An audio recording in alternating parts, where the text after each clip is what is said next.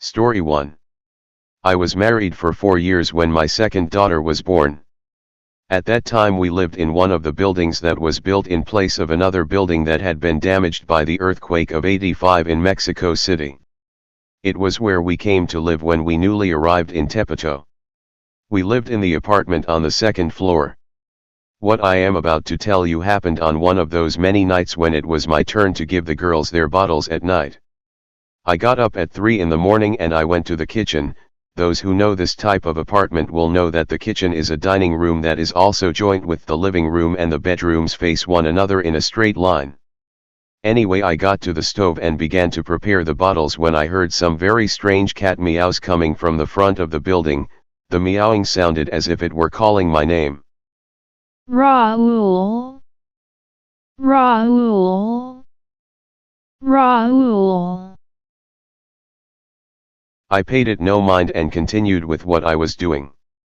After I prepared the bottles, I headed to the back room. Each of the girls were in their respective cribs, or so I thought. First I gave the oldest one her bottle, but when I went to the crib of the other baby I noticed she wasn't there.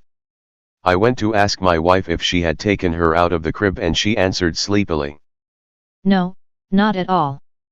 I quickly turned on the light and no, she wasn't there. I ran back to the kids' room and turned on the light. I checked under her crib just in case she fell. It may sound absurd, but at the time I thought about every possibility. The thing is, the girl was wrapped in her blankets and it was impossible for her to even move in her crib. Then for some strange reason something inside me said the cat. I made a beeline for the living room. When I turned on the light, there on the floor and next to the door, the baby was wrapped in her blankets and still sleeping. I quickly picked her up and put her on the sofa to check if she was all right. I couldn't find anything. She didn't even have a bump and she seemed to be breathing normally. I was taking her back to my room. When I turned my head toward the window, that's when I saw her. A woman with messy hair and black robes was looking through my window. She was standing on the edge of the balcony of the building in front of ours. I sprinted back to our room and I told my wife to hug the child and go to the other one. I told my wife I was gonna tell the woman to get the hell out of here. I quickly ran out and managed to see how that thing jumped down to the main patio and run away. I went back inside the house and told my wife that she should sleep with the kids and I would sleep on the couch to keep watch. Tomorrow I will tell you what happened. At dawn I told my wife everything about the woman at the window and the child laying by the door. She didn't believe me. She only believed me months later when she went to Veracruz and the same thing happened to her. I even told my mother about this and she told me a witch had tried to steal my child. She told me to place a glass of water and a pair of scissors under each of the children's cribs. But whenever I prepare my children's bottles at 3 a.m. I always look out the window, just in case I see that witch. Story 2. I was around 21 years old when my first baby was born. She was born in what was then called the Federal District, and 5 months after being born I managed to save some money so that we can move back to my hometown.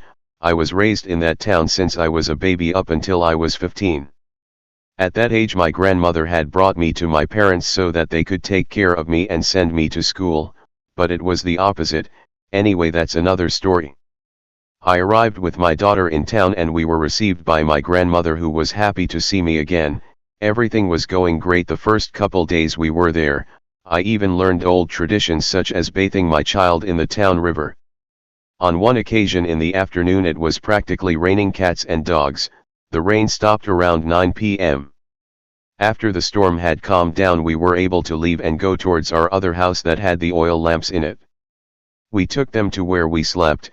I slept with my daughter in the only bed we had and grandma would sleep on a mat. It was a single room about 20 square meters and 3 meters of height. The walls were made of clay bricks and the roof was made of clay tiles. Grandma and I talked about events in the town. We would do this until we would fall asleep. I don't know how long I slept because when I woke up my grandma motioned for me not to move and keep quiet. I started to hear some noises like footsteps, but it sounded like a chicken or something similar walking across the tiles from one end to the other. The noises continued for a while until my grandma began to swear loudly, and shortly after the sounds stopped. I asked her what was that. She told me not to worry, that it was probably an owl who was searching for bugs. We chatted for a while and fell asleep again. In my dreams I heard a distant cry. I was dreaming of a child who was sitting on a rock crying. I approached the child, who had his hands covering his eyes. Suddenly I heard someone shout, "Your daughter." I jolted up, and when I tried to look for my daughter, I couldn't find her. My grandma also woke up, and after a few seconds we saw the baby lying next to the door. My grandma dashed towards the child, and to our shock she wasn't wrapped in her blankets anymore. My grandma put more oil in the lamp to make it brighter so I could check to see if the child was all right. Thank God she didn't have any type of injury. I wrapped her up again and we didn't fall back asleep, but I heard my grandma mutter something under her breath, something like, "Tomorrow morning, that hag's gonna pay." When dawn broke we got up to do our daily work.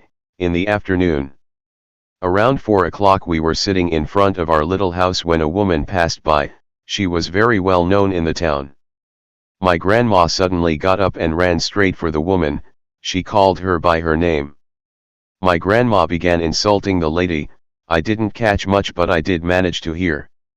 "Listen, you old hag, don't you ever try to mess with my granddaughter like that again, or so help me I'll knock you out of the sky next time. This is your only warning." I think I heard the lady respond that she didn't know it was her granddaughter. She apologized and said that it wouldn't happen again. "You better not try it again. You've been warned." Ever since then I've never heard those noises or seen the lady walk by our house again. Story 3. I want to tell you my story. Surely many of you had something similar happen, especially in Latin American countries. I am from Guatemala, and here we also hear many stories about witches. This happened a few months after my brother Alexis was born.